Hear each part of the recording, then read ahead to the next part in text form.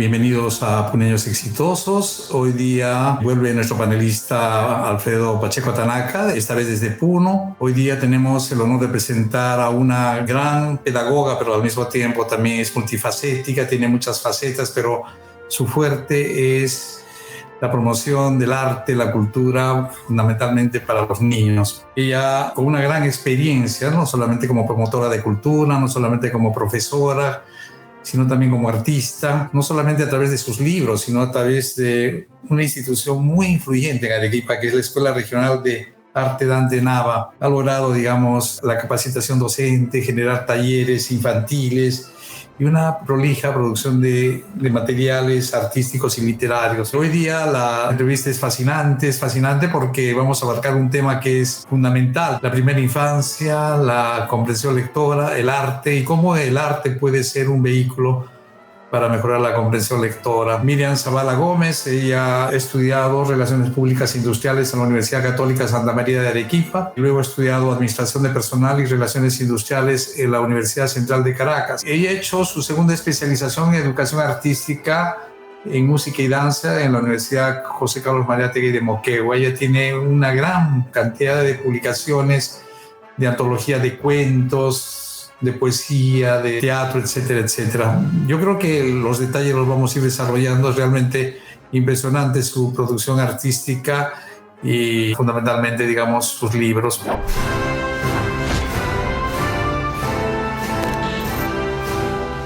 Miriam, bienvenida a Puneños Exitosos.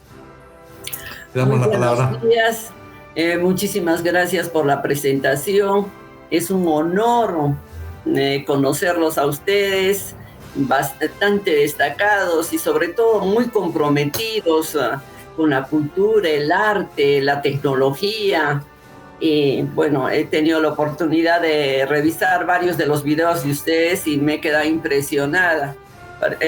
Cuando uno está distante de su patria, me parece que siente más nostalgia y trata de dar todo de sí para poner su granito de arena.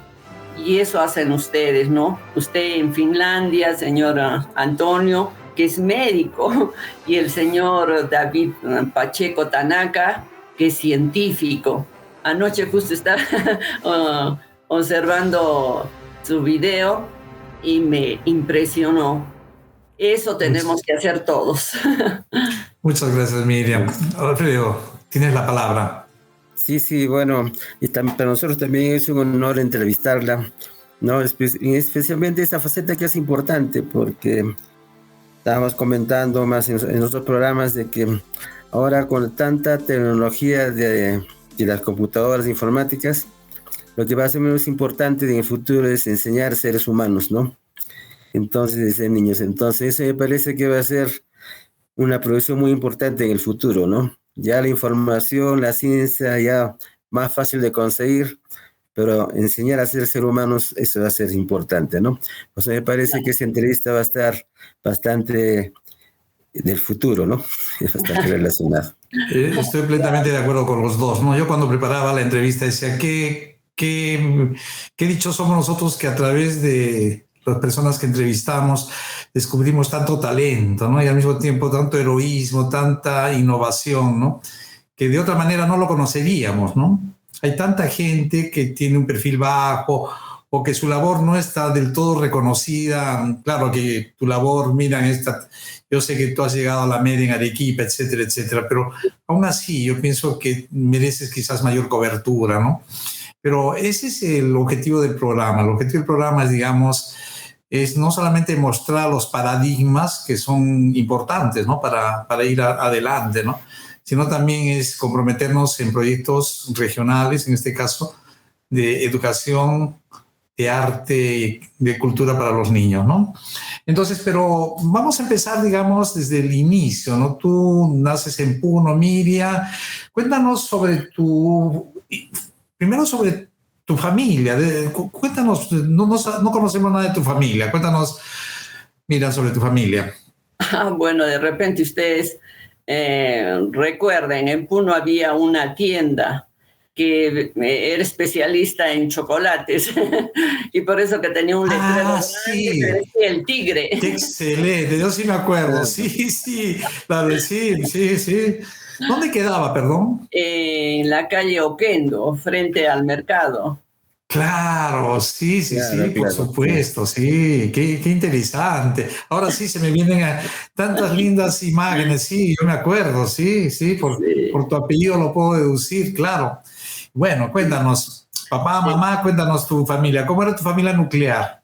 Mi papá, Ciro Pompeyo Zavala Becerra, mi mamá, Carmela Gómez de Zavala. Bueno, ellos ya han fallecido, pero muy trabajadores. Mi papá tenía mucha visión, ¿no? Se adelantaba a los proyectos en cuanto a negocios. Era fascinante el trabajo porque los dos se complementaban muchísimo y nosotros trabajamos también en la tienda, ¿no? Qué lindo. Bueno, por ejemplo, en Navidad cada uno tenía un rubro, ¿no? Yo, por ejemplo, estaba encargada de todos los chocolates, mi papá las bebidas, y bueno, con el tiempo nosotros éramos mayoristas porque junto a nuestra tienda estaba también otra tienda mayorista que era del señor Paiva, y más allá también habían varias. Y bueno, mi mamá, por ejemplo, no quería venirse de Puno porque tenía unos clientes maravillosos, no solamente de Puno, sino también de provincias, ¿no? Abastecía los cuarteles de diferentes provincias, pero el problema era que mi papá, la altura, bueno, le cayó muy mal, ¿no? Y el médico le dijo de que tenía que... Como muchos puneños, ¿no? Como mucha gente que vive en Puno. Sí, se ven obligados a migrar. Supongo que la mayor cantidad de los chocolates eran de Donofrio y de El Tigre, ¿no? O sea, esas dos empresas que eran, digamos, las más grandes. Claro, las que dominaban el mercado en ese entonces. Qué interesante. Estudiaste, a ver, ¿dónde estudiaste la primaria y la secundaria? La primaria en María Auxiliadora. La secundaria en Santa Rosa, 2 años, y terminé en Villa Fátima. Ya, qué interesante, ¿no? Entonces, ¿en qué etapa de tu infancia o de tu adolescencia surgió tu vocación por el arte? Bien, yo estudié en un jardín de infancia, creo que era de los adventistas, ¿no? Y en esa época ellos me enseñaron a declamar. Yo aprendí a los 4 años de edad a declamar. Qué interesante. Pero eso quedó dormido hasta que mis hijos ingresaron al colegio de educación inicial en Arequipa. O sea, retomé. Muchas décadas. Claro, porque obviamente, digamos, antes de eso tú estudiaste Relaciones Públicas Industriales en la Universidad Católica Santa María, ¿no? O sea, tú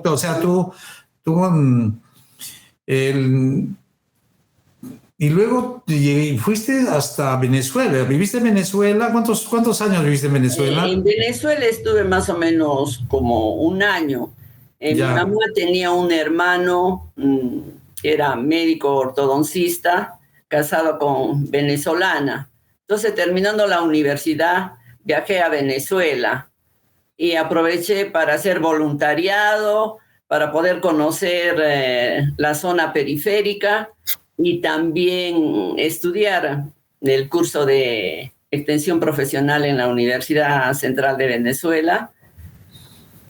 Y también hice una pasantía en una empresa muy grande, papelera industrial.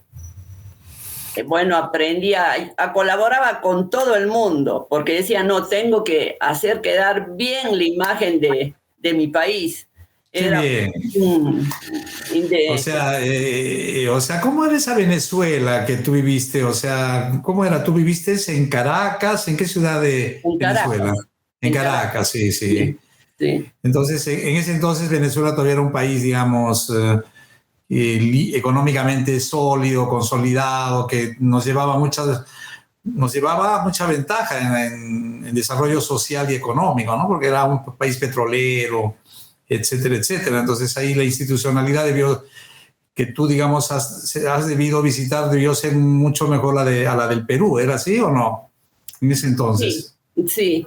Y como hacía voluntariado, porque tenía mi tío una hermana que era asistenta social, entonces le dije, ¿sabes qué? Yo quiero conocer los ranchitos, porque allá los pueblos jóvenes tienen el nombre de ranchitos. No quiero que me paguen nada, solamente que me den un certificado.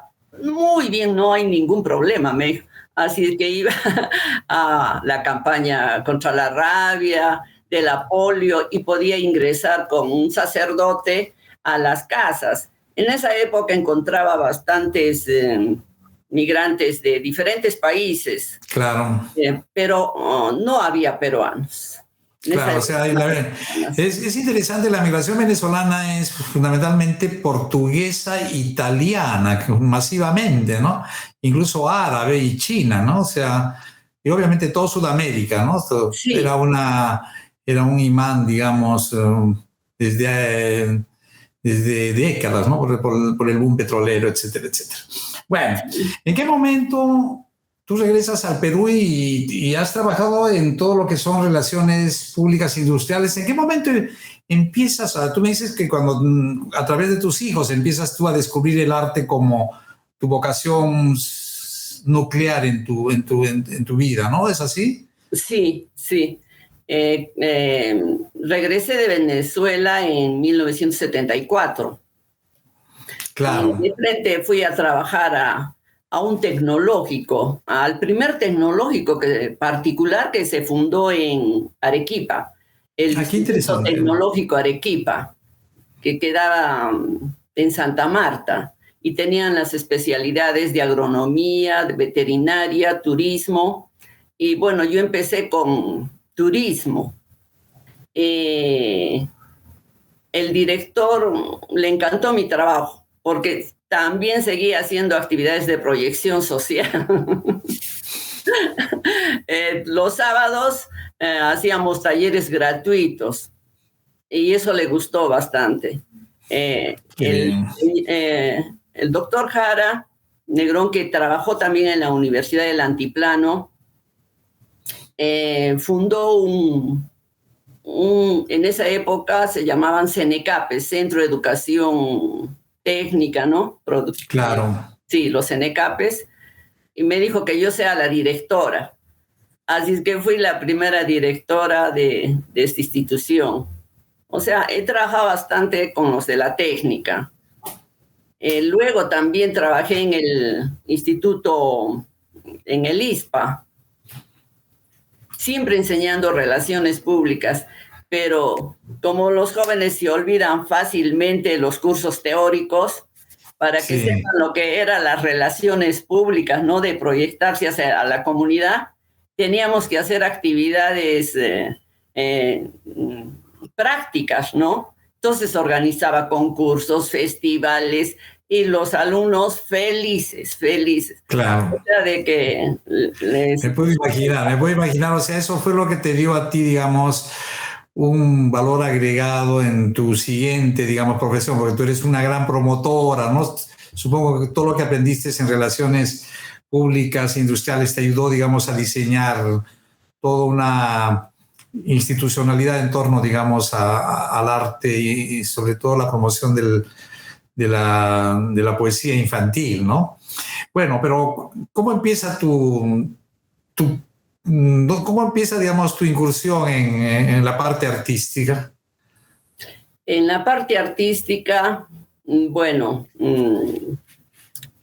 cuando me casé no trabajaba, porque tengo 3 hijos varones y los 3 son seguiditos. Así que, como eran súper traviesos, traté de incursionar ya en actividades artísticas. He trabajado bastante tiempo con antes del Ministerio de Cultura había el Instituto Nacional de Cultura. En una oportunidad presenté un oficio a la NEA, al Centro de Escritores de Arequipa. Estaba el doctor Pedro Luis González Pastor. Y a él le dije que por favor nos diese la oportunidad de participar, porque formé con mis hijos el trío Los Benjamines. Los tres tocaban instrumentos, ¿no? El mayor tocaba mandolina, el segundo flauta dulce y el tercero órgano, porque se inició con tarola. El colegio donde estaban era un colegio que apoyaba mucho el arte, muchísimo, muchísimo. Yo pienso de que a mí me marcó el colegio. Tenía hasta banda infantil. Y en una oportunidad la directora nos dijo, nos reunió a todos los padres de familia. Nos dijo, yo deseo organizar los juegos florales, ¿no? Pero tengo dos problemas. Los profesores especialistas en niños cobran muy caro y no hay. Entonces, yo deseo que ustedes apoyen. A ver qué madre de familia puede enseñar danza, quién dibujo, quién arma rompecabezas, etcétera, etcétera. Entonces yo le dije, yo encantada de apoyar, pero quiero que usted me dé las pautas para enseñar declamación. Ya, encantada, me dijo. Pero una bibliografía, pero así de libros bellísimos, bellísimos. Y yo le dije, ¿cuál es la didáctica? Súper fácil, me dijo. Son tres puntos importantes que usted tiene que tomar.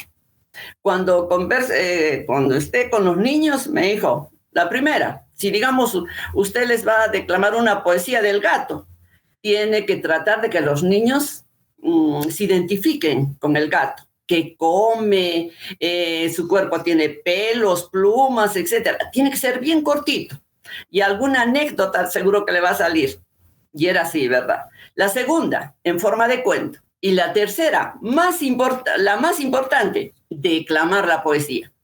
Y acá tiene usted los libros. ¡Ay! Fue maravilloso, maravilloso, maravilloso. Qué brillante. O sea, ahí te enamoraste de tu Sí, me enamoré.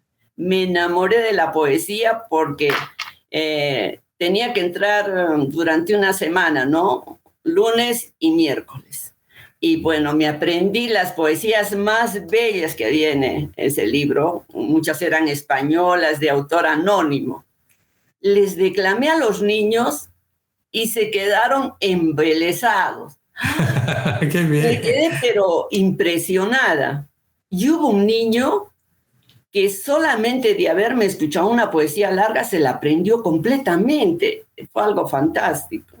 Qué brillante. Sí. Ese es un tema que vamos a, digamos, a conversar también, porque obviamente lo más importante es rescatar tu experiencia, ¿no? Porque, claro, yo creo que cada realidad es distinta, ¿no? O sea, lo más importante es saber qué niños, en qué grupos sociales, niños urbanos, hay diversas variantes de ruralidad, ¿no? O sea, quiénes podrían beneficiarse de ese tipo de tecnologías, no solamente para sensibilizarlos hacia el arte, sino para generar, digamos, el hábito de la lectura, ¿no? Eso vamos a hablar posteriormente, pero ese es, digamos, tu primer contacto, es donde, digamos, te enamoraste de la poesía, del arte. ¿Y en qué momento tú fuiste, de ahí fuiste a hacer educación artística, música y danza en la Universidad Mariátegui de Moquegua? ¿Fue después de eso o en qué momento? No, cuando ya tenía la escuela Dante Nava, sí. Bueno, me fui relacionando con varias instituciones, ¿no? Y también con artistas. Artistas tanto en teatro de títeres, en mimo, en danza. Conocí a la doctora Estela Gamero López, que es de Tacna, y ella me dijo de que me haga cargo de la filial de segundas especialidades en Arequipa. Miriam, antes que te corte, a mí me interesa la Escuela Regional de Arte Dante Nava, o sea, mejor dicho, ¿quiénes fundaron esa escuela prestigiosa? Bueno, yo soy la fundadora. Ah, excelente. Cuéntanos esa experiencia, porque esa es, digamos, una de las instituciones, digamos, a nivel infantil más. ¿Qué tal prolijidad para? Yo he visto los videos, es impresionante. Cuéntanos, a ver, cuéntanos esa experiencia de la Escuela Regional Dante Nava. Bien, la Escuela Regional de Arte Dante Nava empezó como CEO, Centro de Educación Ocupacional, ¿no? Porque los NCAPES ya fueron los primeros, ¿no? Y después el cambio fue a Centro de Educación Ocupacional. En esa oportunidad, yo he trabajado, pero con un material humano maravilloso, maravilloso. Porque a la escuela asistían profesionales. O sea, ¿cuál era el objetivo central al comienzo, inicialmente? ¿Era orientado a los pedagogos, a los No, profesores? Era como, cuéntanos. no, los centros de educación ocupacional es para los jóvenes, ¿no? Para darles carreras técnicas. Ya, Pero a la escuela asistían muy pocos jóvenes. Generalmente, digamos, algunos que no habían ingresado a la universidad iban por el arte, ¿no? Pero los que tenían más interés eran los profesionales. Por ejemplo, tenía alumnos de la Dunker Lavalle, de Vaca Flor, de la Escuela de Arte. ¿Y por qué venían? Por ejemplo, la Escuela de Arte de la Universidad de San Agustín egresaban con el título de licenciados, no de pedagogos, y salían, digamos, artistas en artes plásticas, en música, etcétera, etcétera. Pero para ellos les resultaba difícil trabajar en colegios. Eh, o sea, era como una suerte de complementariedad para, digamos, Así es. tener, Ajá, digamos, un título que les permite ejercer la carrera de educadores en el Ministerio de Educación. ¿Es así? así es, sí. Ya, Ellos necesitaban un documento. Entonces, claro. se puede decir el 85-90% eran profesionales. También asistían psicólogos, psicólogas. ¿Y Y yo quiénes tengo eran los alumnas que, docentes? sí, excelente, excelente. Por eso de que el material que tengo en YouTube es el trabajo de exalumnos. Claro. Miriam, o sea, Arequipa es una ciudad, es la segunda más grande del Perú, digamos. Arequipa congrega, supongo, digamos, en el mercado ocupacional todo tipo de profesionales. O sea, esa es la gran ventaja de Arequipa, ¿no? O sea, de que tú, digamos, en la escuela de Antenal, ¿cómo era tu plantel docente? ¿Quiénes eran los, aparte de ti? Bueno, yo solamente enseñaba relaciones públicas, nada más, Ya, y ya, declamación, nada ya. más, ¿ya? Eh, pero después, si todos eran de educación superior, muchos dominaban, por ejemplo, música, porque eran de bandas, tenían sus grupos, los de danza también, eran profesores de danza, de diferentes, pero venían a complementar, venían, que Claro. ellos querían saber, por ejemplo, sobre música, porque muchos me decían, yo recuerdo que antes de la escuela de Antenaba, como probando hice fundé una institución que se llamó San Martín y dicté un curso, se puede decir, el precio fue simbólico, 15 soles, y duró un mes. Este curso era arte infantil, algo así, ¿no? Pero relacionado a la música, a todas las líneas, no, a formar bandas infantiles. Y asistieron, toditos eran profesionales y sobre todo eran de la Dunker Lavalle, ¿no? Especialistas en música.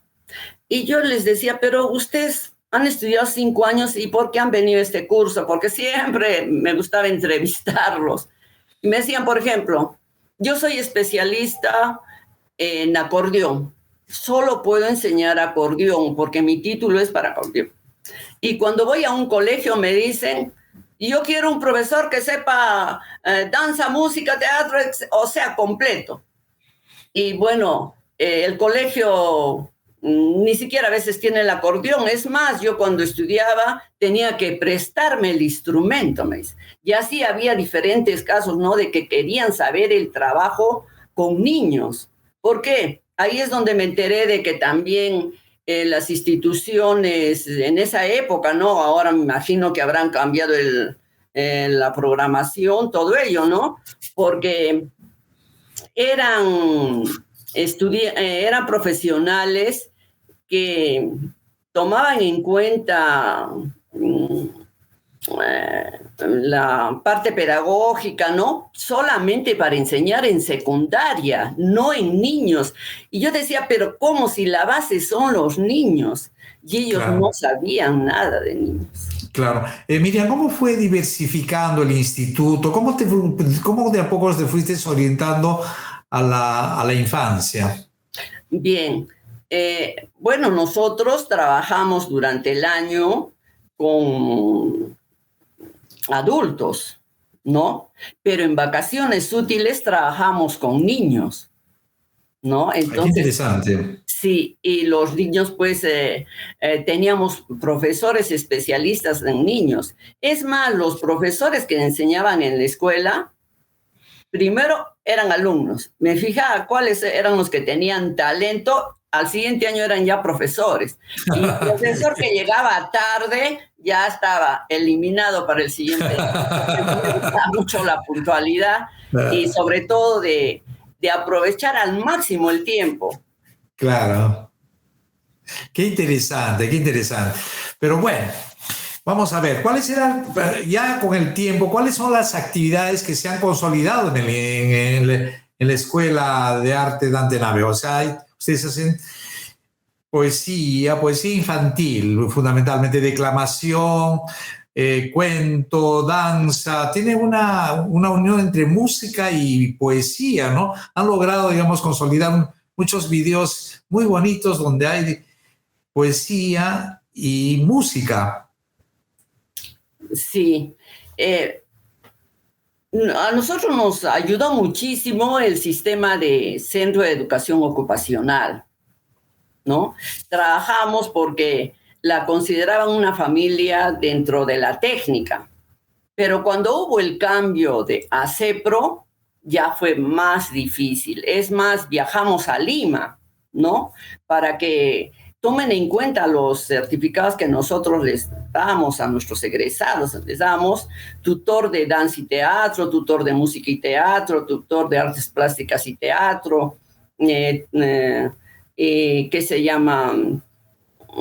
Al comienzo los alumnos en el CEO, lo único que les gustaba y les resultaba más fácil y era lo más popular, era la danza, pero música, teatro no querían seguir porque no le daban importancia. Pero yo dije, no, si todo tiene que estar integrado, ¿no? Y muchas veces les indicaba, bueno, también seguí un curso con un especialista y decía, no, ustedes tienen que ir renovando continuamente los nombres de los títulos, todo eso.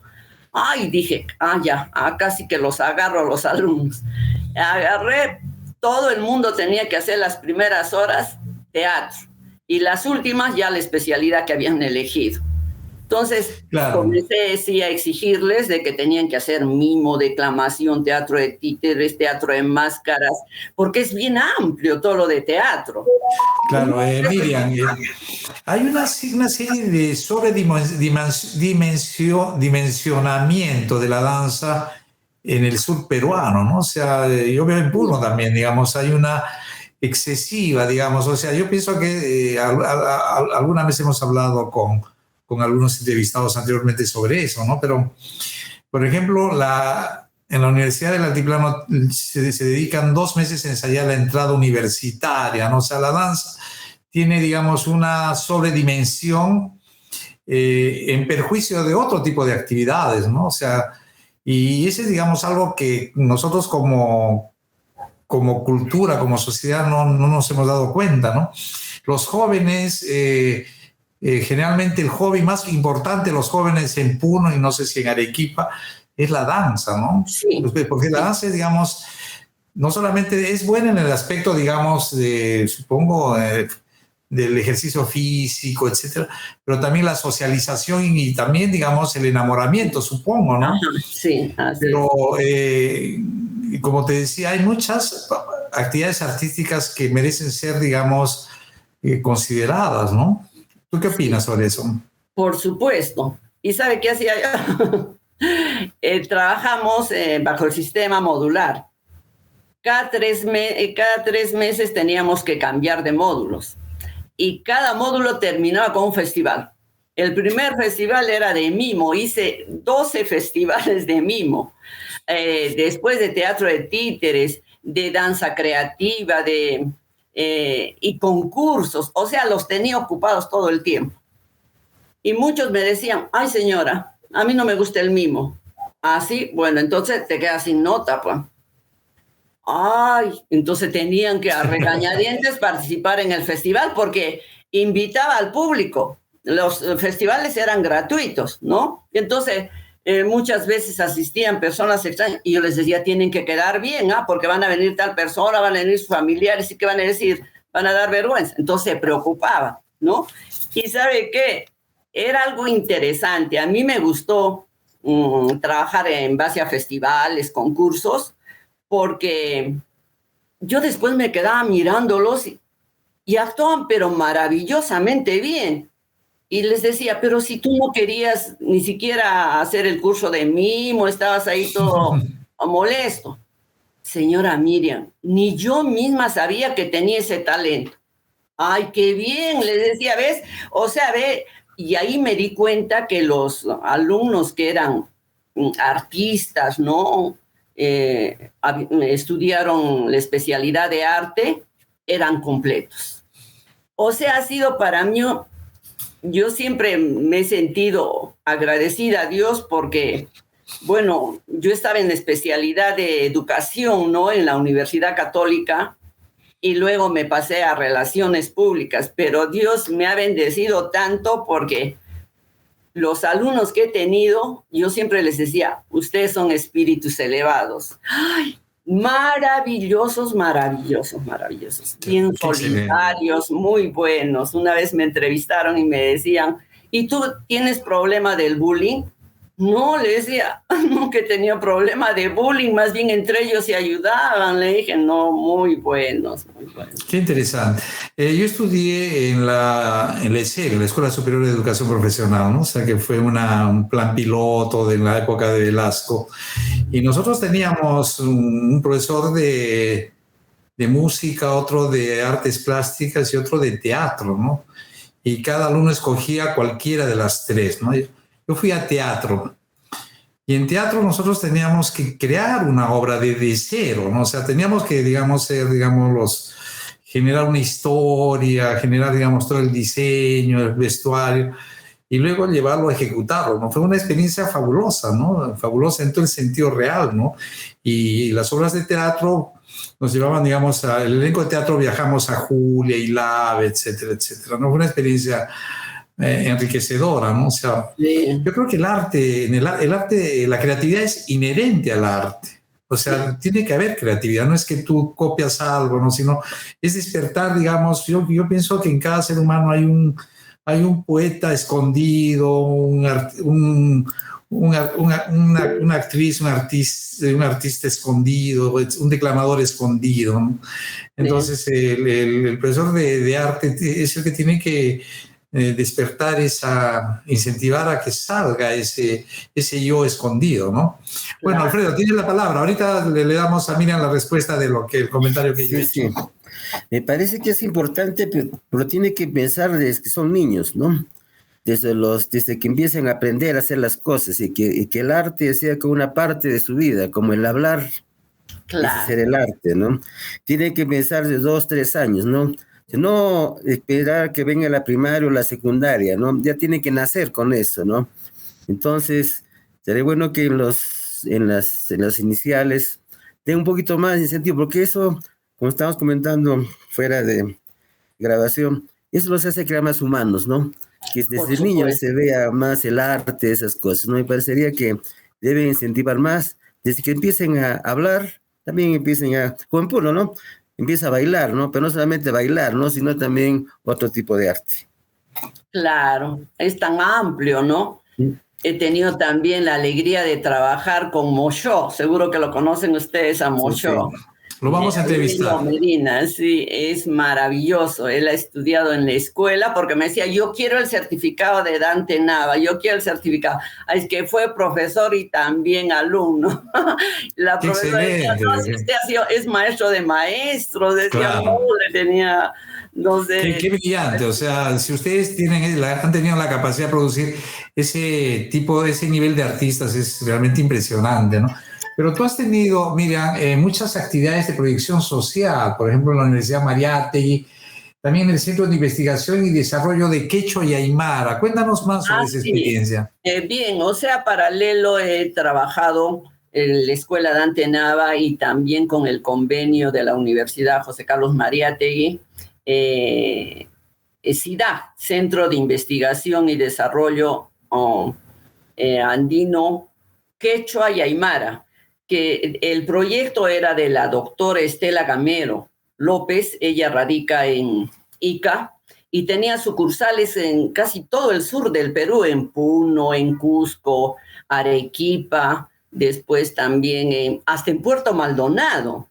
Ah, qué Una interesante. persona, pero fabulosa, porque ella es declamadora en Aymara. Y cuando Ah, se presenta, se coloca su anaco precioso y me dice, hizo el doctorado en la Católica y fue con su anaco, ¿no? Y nos invitó. Y todos se quedaron pues impresionados, las autoridades. Luego nos dijo, no, es que uno tiene que, en actividades así, que son de peso, donde hay autoridades, uno tiene que ir con su ropa típica, nos dijo. qué Así que bien. tenía y amaba mucho el arte. Entonces, yo tuve a cargo la filial de Quechumara, ¿no? El convenio con la universidad. Tuve la oportunidad también de conversar con profesores. Ellos venían a fin de semana, 2 veces al mes, ¿no? A hacer sus cursos. Y bueno, me di cuenta que la malla curricular era teórica, ¿no? Y yo conversé con una de las profesoras que estudió en Alemania, porque ella estudió en el colegio Max Zule de Arequipa y Sí. luego se fue a seguir educación inicial en Alemania, ¿no? Y le pregunté, ¿y todos los cursos son así teóricos? Sí, me dice, ¿a nivel nacional? Sí. Ah, pero ¿y no se puede colocar cursos prácticos? No, ay, yo mañana te doy la respuesta si se puede o no. Agarré y la llamé a la señora Estela Gamero, porque nosotros teníamos segundas especialidades en EDI, o sea, en interculturalidad. Podía ser en quechua, en aymara, pero en Arequipa casi todos querían quechua, ¿no? Y le dije, ay, señora Estela, le dije, ¿sabe qué? Yo quisiera que los alumnos que estudian segundas especialidades en EBI, en inicial y primaria, lleven cursos prácticos, ¿no? Por ejemplo, el taller de danza, de elaboración de máscaras folclóricas, porque se quedaban fascinados con todas las máscaras que hacían los alumnos. Ah, me dijo, no solamente ellos, hasta los de la técnica que hagan. Al día siguiente le dije, ¿sabes qué? La doctora me ha aceptado, así es que van a hacer talleres y como tenía los profesores en la escuela, o sea, he tenido alumnos que amaban tanto el arte que han hecho, se puede decir, en 3 años todas las especialidades que había en la escuela. Después, paralelo hacían en la universidad para sacar su segunda especialidad en arte, todo. Era impresionante. La doctora Gamero organizaba los encuentros, los congresos latinoamericanos de educadores aymara, donde he tenido oportunidad de estar en Bolivia, en Chile, en Arica, en coordinación con la Universidad de Tarapacá, en Oruro, y venían hasta de la Argentina, porque en el norte de Argentina también hablan el aymara. O sea, una experiencia maravillosa, maravillosa. Qué interesante, qué interesante. ¿Tú cuáles crees que son los retos para la educación intercultural aymara específicamente, ya que tú tienes experiencia en eso, ¿no? Porque para mí, digamos, cuando hablábamos con la señora Betty Atencio, que es como mi segunda madre, y estaba Alfredo, discutíamos sobre las mejores estrategias, las prioridades. Para mí, digamos, yo siempre he creído, porque vivo en Finlandia, que es el país que tiene la mejor escuela pública del mundo, ¿no? El que tiene Sí. el más alto puntaje de la prueba PISA durante varios años, no en los 2 últimos años, pero está ahí siempre en el top. Sí. Entonces, para mí la comprensión lectora es, digamos, lo más importante. Yo creo en la comprensión lectora. Creo que si un niño entiende lo que lee, entonces tiene digamos, una gran capacidad que en el futuro va a poder desarrollarse, ¿no? Entonces, la interculturalidad tiene muchos retos, ¿no? Porque vivimos, digamos, estuvimos hablando que la ruralidad es heterogénea, ¿no? Pero también los chicos son de familias diferentes a las nuestras, ¿no? La mayoría de sus papás nunca han tenido libros, no hay libros en casa, ¿no? Claro.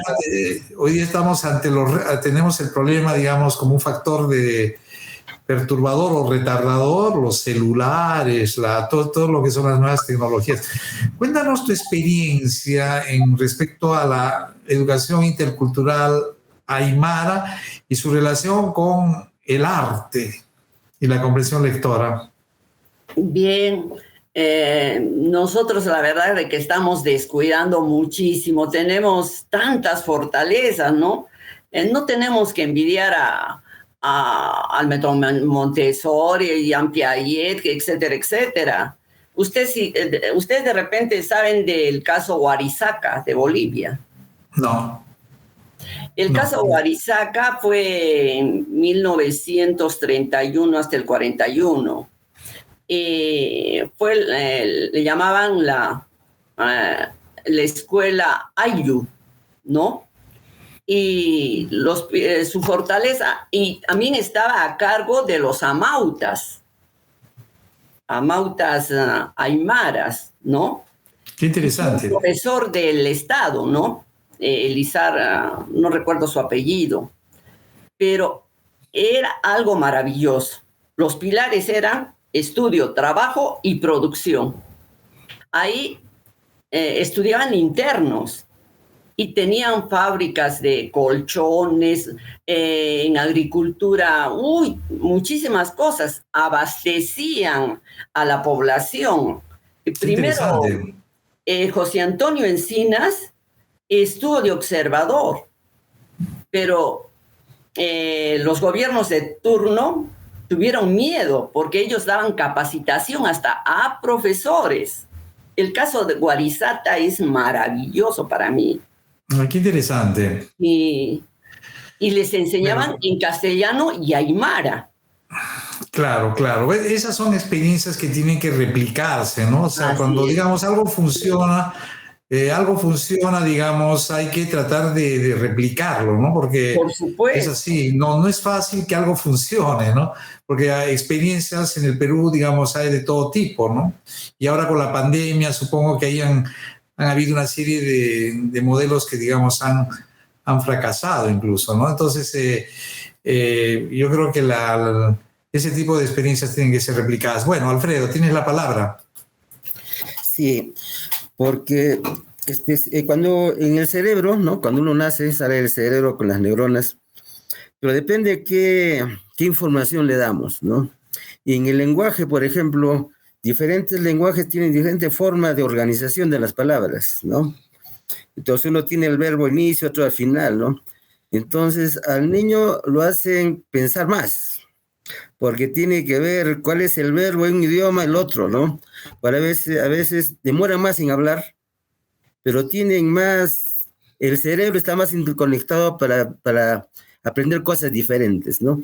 A mí me parece que todos deben aprender desde niños 2 idiomas, ¿no? Porque si el cerebro lo están desde niños, preparando para que puedan hacer diferentes habilidades, ¿no? Porque hablar hace que el cerebro se especialice, pero especializamos en un solo idioma, si son en dos o en tres, hacemos de que sea más eficiente, ¿no?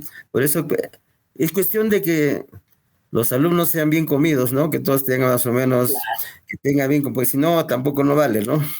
Que sean bien comidos, pero empezar desde niños, ¿no? Desde el jardín, con 2 idiomas, ¿no? Para que no sea solamente un idioma, ¿no? O 3, mejor, porque los niños se van a adaptar, ¿no? Y los más niños se adaptan más, ¿no? Pero lo principal es que estén bien alimentados primero, ¿no? Si no vamos a dar buenos resultados. De acuerdo. Bueno, Miriam, ¿cómo empezaste a incursionar, digamos, en la producción de libros infantiles? Cuéntanos tu experiencia. Ya, bueno, eso tiene también bastantes años. El primer libro que saqué fue Declamación, pero el que me apoyó bastante porque, comenzando, yo no soy profesora, yo soy relacionista pública, por eso que me preocupaba bastante en la promoción cultural, ¿no? Artística, en el aspecto educativo.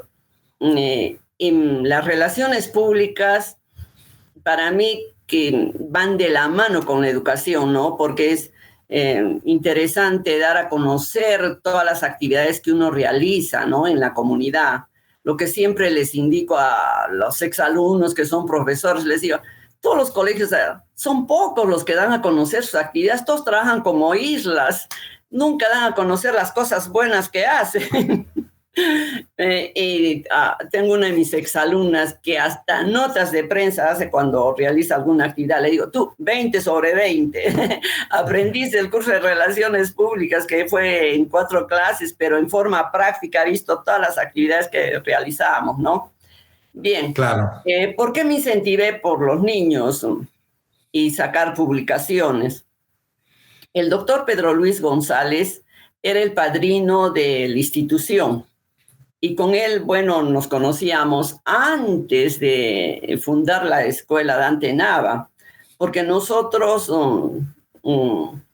formamos una institución que se llama El Niño y el Arte, ¿ya?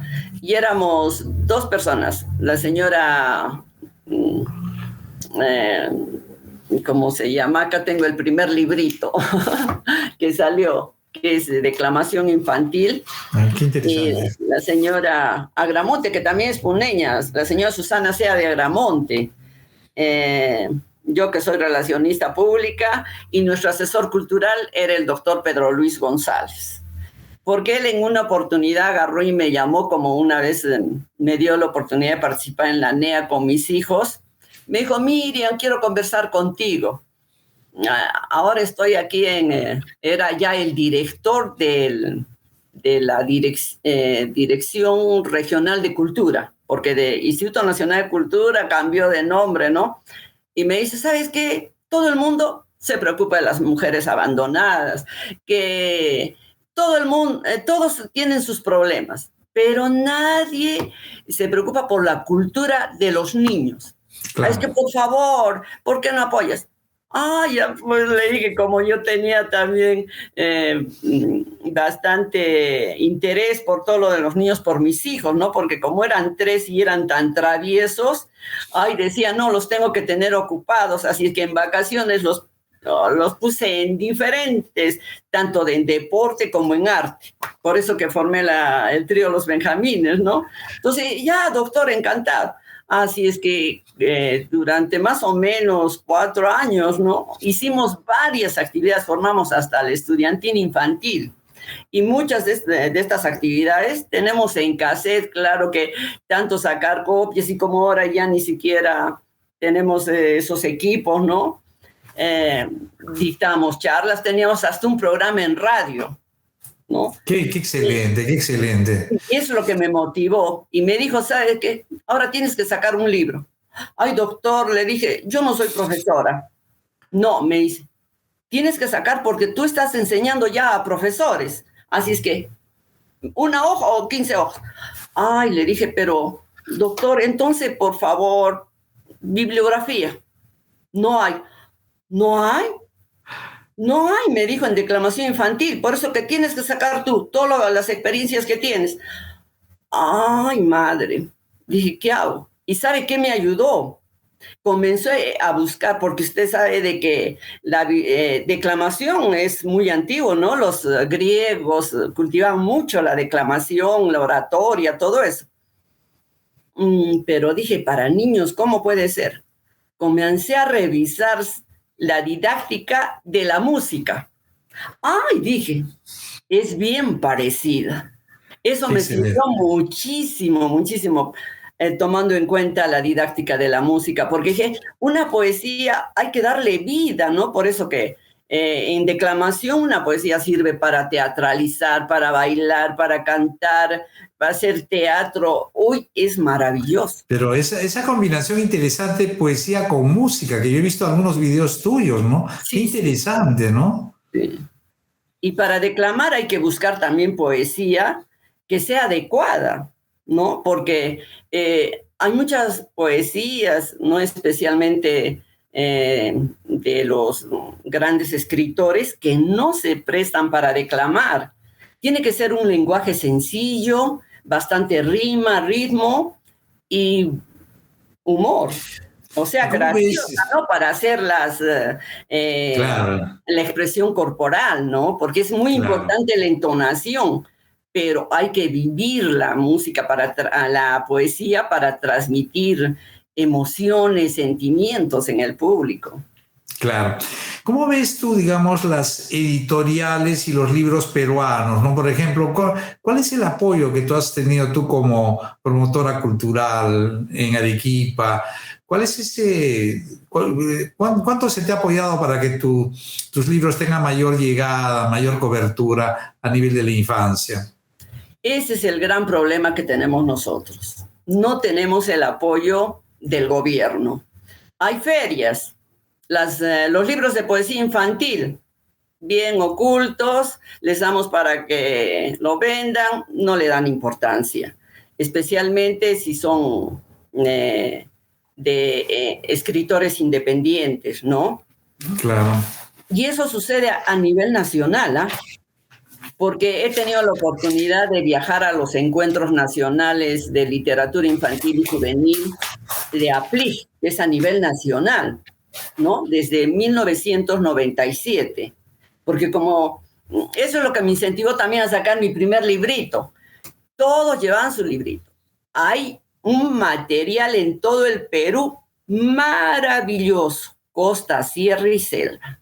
Claro. En quechua también la doctora Estela Gamero tiene material para la niñez con videos mucho más elaborados, maravillosos. En quechua nosotros hemos sacado, tenemos por ejemplo poesías infantiles en castellano y en quechua. Tenemos un Aprendamos Quechua, el manual con su CD. ¿Y por quién? Por la gran Tomina de Oro, que es una maestra y artista, porque ella tiene videos maravillosos en YouTube.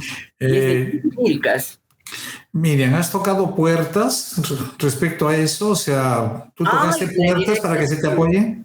No, es por supuesto, en los ministerios, tratando de que, porque mis dos libros con los que yo trabajo, Declamación Infantil, que saqué 2 ediciones, ya ha sido la segunda, pero en base a que hemos hecho, que sea, maratones de lectura, pero en voz alta, ¿no?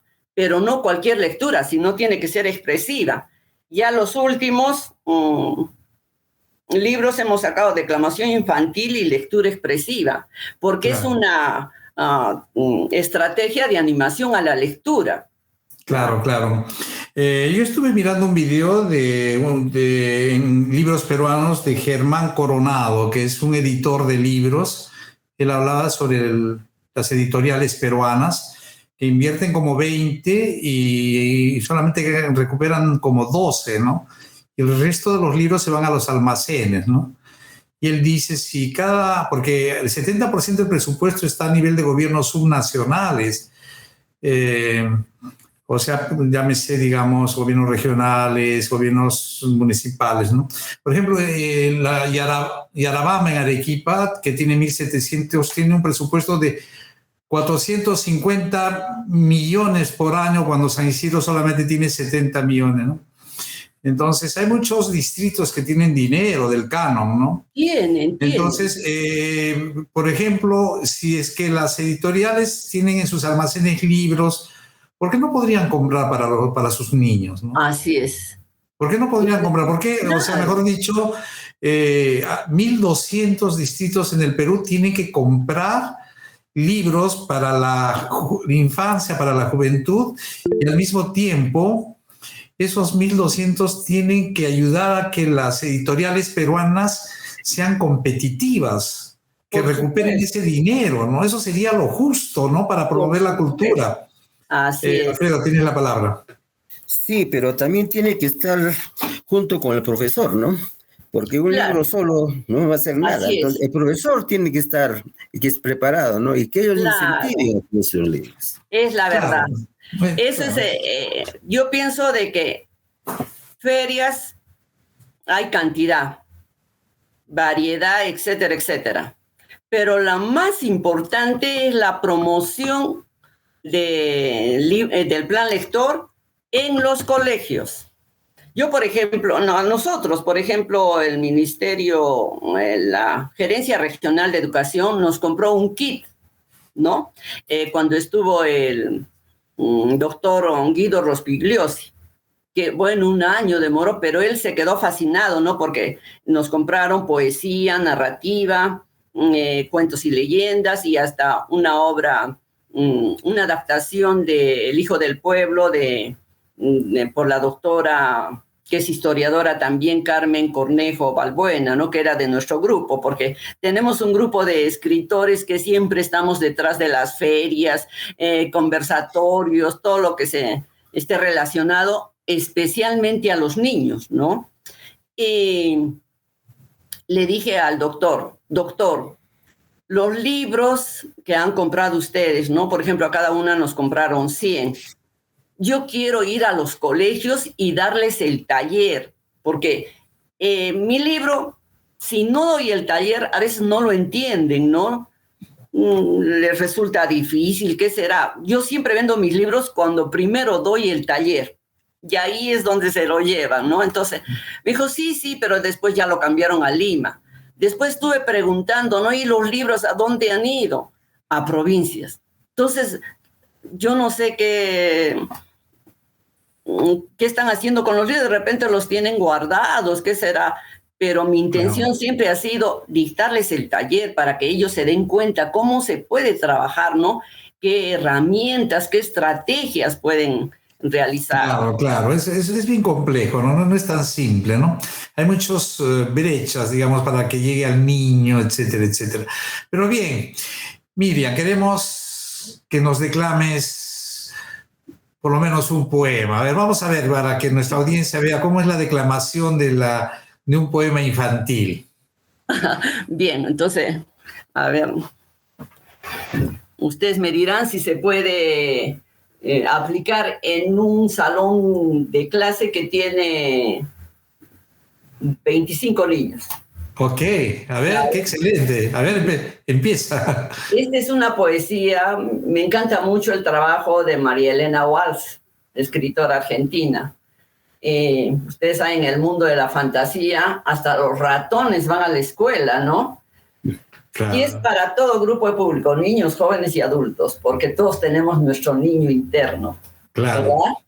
La poesía se llama Escuela de Ratones y dice así: triqui tras, la trompa delante y el rabo detrás. Los ratones van a la escuela, de noche con una vela. Ratones tuertos con anteojos, ratones con bonetes rojos, ratones llenos de puntillas, ratones en zapatillas. Aprenden a comer queso y después se dan un beso. Aprenden a mover la cola y a bailar en la cacerola. La maestra dibuja en la harina el mapa de la cocina. Les muestra fotografías de gatos en comisarías. Y cuando no hacen los deberes, los pincha con alfileres. Los ratones van a la escuela con un cuaderno y una vela. Triqui triqui tras, la trompa delante y el rabo detrás. Gracias. Qué brillante, o sea, realmente, qué brillante, o sea, no solamente el contenido, sino la entonación, la gestualidad, digamos, hay varios componentes que obviamente yo creo que los niños se sienten embelesados, atraídos, digamos, por ese tipo de arte. Qué bueno cuando alguien, una persona sabe transmitir arte, ¿no? Porque es obviamente es una química entre el niño y el arte a través de la profesora o del profesor. Pero realmente fabuloso, Miriam, para nosotros es un honor que tú hayas venido a nuestro programa, descubrir tantas personas, digamos, como tú, que, digamos, a pesar, digamos, de la cobertura que tú tienes, tú mereces una cobertura mucho mayor, ¿no? Yo creo que te vamos a invitar para ya diseñar una estrategia, digamos, para la infancia puneña en términos de educación integral. Entonces, nosotros queremos construir un banco de proyectos y tú estás bienvenida, digamos, a que nos ayudes a construir ese banco de proyectos. Le damos a Alfredo las palabras finales antes de darle a Miriam sus últimas palabras. Si tienes preguntas, Alfredo. Sí, está muy bonita la entrevista y bastante lesionadora, y para vernos de que hay que tratar con los niños es muy importante, ¿no? Y siempre preguntaba por qué a los niños les gustan los muñequitos, ¿no? Entonces hay que enseñar a los niños con muñequitos para que aprendan, ¿no? Pero hay que enseñarles desde niños el arte o también la ciencia, todo pues de niños para que lo vean algo natural, ¿no? No cuando crezcan después tengan miedo o digan no puedo, no sé, ¿no? Ya desde niño que tenga más confianza. Ha sido muy alentadora y me gustó mucho y esperamos que en el futuro podamos conversar y tal vez trabajar juntos. Muchísimas gracias. Bueno, Miriam, queremos que te despidas de nuestra audiencia, de nuestro programa. Bueno, muchísimas gracias por la oportunidad de dar a conocer el trabajo que hemos realizado. Pienso de que el plan lector y dar a conocer el arte es compromiso de todos los peruanos, desde la escuela, la participación de los padres de familia, es súper importante. Nosotros hemos dado talleres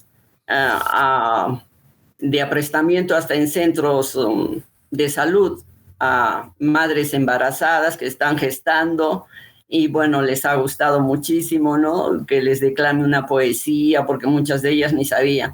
Y generalmente trabajamos en zonas periféricas, ¿no? Donde son niños que necesitan amor, aliento, y me he dado cuenta que son súper creativos, o sea, de que tenemos un material humano maravilloso, maravilloso. Muchísimas gracias por la oportunidad. Buenas tardes. Muchas gracias para ti. Bueno, yo pienso de que este programa tiene ese objetivo. El objetivo es, digamos, ir ampliando la cantidad de puneños exitosos, ¿no? O sea, ¿no? El término exitoso puede ser, digamos, discutible. Pueden ser puneños innovadores, pueden ser puneños notables o puneños con propuestas, ¿no? Ese es, digamos, el objetivo. Es ir creando una red en la que todos los que tienen algo que decirle a Puno sean bienvenidos a este programa. Bueno, Alfredo Pacheco Tanaka ahora desde Puno, Miriam Zavala desde Arequipa y a Jesús Antonio Santisteban desde Mikkeli en Finlandia y nuestro productor Abdul Sea desde Puno. Nos despedimos, le damos un buen fin de semana. Muchas gracias. Adiós.